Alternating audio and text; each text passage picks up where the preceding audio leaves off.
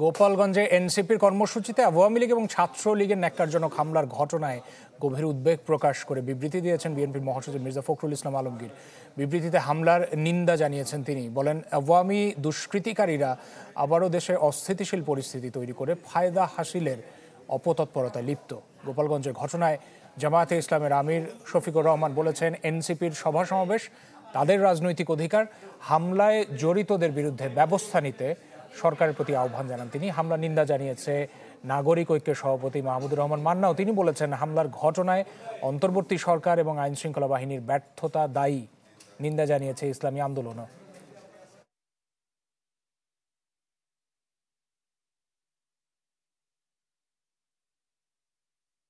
একটা মিছিল আসছে, তাকে প্রোটেকশনই যদি দিতে না পারে পুলিশ, তো পুলিশ করবে কি?